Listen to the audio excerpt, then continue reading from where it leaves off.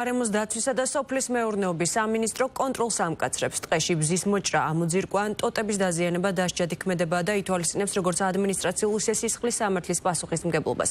საჯარიმო სანქციების ოდენობა 500-დან 2000 ლარამდეა. სისხლის სამართლის საქმე კი იმ შემთხვევაში აღიძრება, თუ გარემოსთვის მიყენებული ზიანი 1000 ლარს გადააჭარბებს. ცნობიერების ამაღლების გაზრდის მიზნით ქვეყნის მასშტაბით საინფორმაციო კამპანია მიმდინარეობს. ნატა ტაბიძე და ლაშა მამულაშვილი დეტალებით.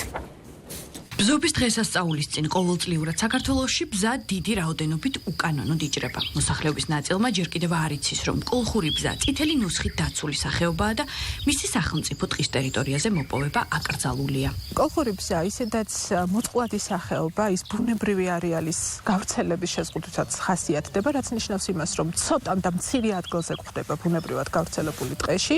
შესაბამისად, ამიტომ არის ის წითელი ნუსხით დაცული, მკაცრად დაცული სახეობა და მას მუდმივად ჰქონდა პრობლემა. ერთის მხრივ ამისი დიდი ნაწილი გახლავთ ადამიანის მიერ დადგურდებოდა ყოველთვის და შემდეგ უკვე მოგვიანებით დაახლოებით 10 წლის წინ ამ სახეობას ჯერ დაავადება გაუჩნდა, შემდეგ უკვე მავნემწერი, რომელმაც გამოიწვია ბზის კორომების ხმობა. გარემოს დაცვისა და სოფლის მეურნეობის სამინისტრომ კოლხური ბზის მოჭრის რეგულაციებზე კონტროლი გაამკაცრა.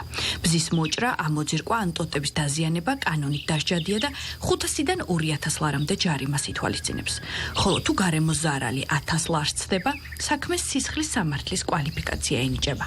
ხდება პატრულირება და შესაბამისად გამოვლენილი დანაშაული გამოვლინდება, ამის შემდეგ უკვე ბადგინდება ეს არის სისხლის სამართლის დანაშაული თუ ადმინისტრაციული მიმართულებით ხდება დასჯა მოქალაქის. კოლხური ბზა საქართველოში ძირითადად კოლხეთის დაბლობსა და მთებშია გავრცელებული და ამ ეკოსისტემის ერთ-ერთ მნიშვნელოვან ელემენტს წარმოადგენს. ბზის ფოთლები და ტოტები არაერთ ცხოველს და მწერს თავაზობს თავშესაფარს და საკვებს. მისი მოჭრა კი შესაძლოა ბუნებრივი ბალანსის დარღვევის მიზეზი გახდეს. გარდა ამისა, კოლხური ბზა ძველი და მდგრადი სახეობაა, რომელიც რამდენიმე მილიონი წლის განმავლობაში არსებობდა კოლხეთის ტერიტორიაზე. სწორედ ამიტომ მისი გადარჩენა ეკოლოგიური მემკვიდრეობის დაცვისთვის უმნიშვნელოვანესია. სცენარი საკმაოდ ნეონზარდიც არის, გაანადგურა სწორედ ამ დაავადებამ და მავნებელმა. თუმცა, როგორც უკვე აღვნიშნე, ძირითადი მიზეზი მაინც ადამიანი გახლავთ, განსაკუთრებით ბზობის დღესასწაულის წინ, როდესაც ჩვენ ცოტა არ იყოს უგუნურად ვცდილობთ, რაც შეიძლება მეტი ტოტი წავიღოთ ტყიდან ტაძარში საკუთრებულად. 2016 წლიდან ეროვნული სადღეო სააგენტო მისი დაქვემდებარებული ტყის ტერიტორიაზე კომპლექსურად მუშაობს, რაც არა მხოლოდ მავნებელ დაავადებასთან ბრძოლას, არამედ სახეობის საკონსერვაციო ღონისძიებებსაც მოიცავს. ამასთან ერთად ყოველწლიურად განსაკუთრებით ბზობის დღესასწაულის მოახლოების წინ საზოგადოებას მოუწოდებს მხოლოდ ქოთანში, ეზოში ან სათბურში გამოყვანილი ბზა შეიძინოს.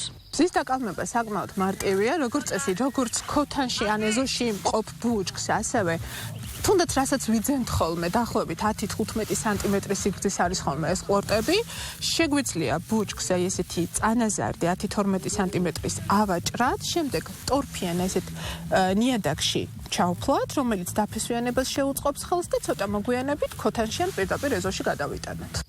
10 წელია ეროვნული სადღეო სააგენტო ყოველწლიურად ვიდეო რგოლს იღებს სახელწოდებით „ნუ მოჭრი ბზას“, სადაც ცნობილი ადამიანები და მედიის წარმომადგენლები საზოგადოებას მოუწოდებენ გაუფრთხილდნენ კოლხურ ბზას და არ დააზიანონ ეს უნიკალური სახეობა.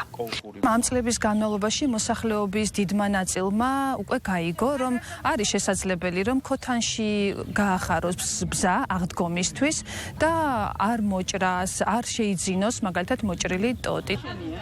ამ იშვიათი სახეობის კოლხური ბზის დაცვა საქართველოს თითოეული მოქალაქის ვალდებულებაა. მისი მოვლა და დაცვა მნიშვნელოვანია გადაშენების თავიდან ასარიდებლად, ქვეყნის ეკოსისტემის და ბუნებრივი მრავალფეროვნების შენარჩუნებისთვის.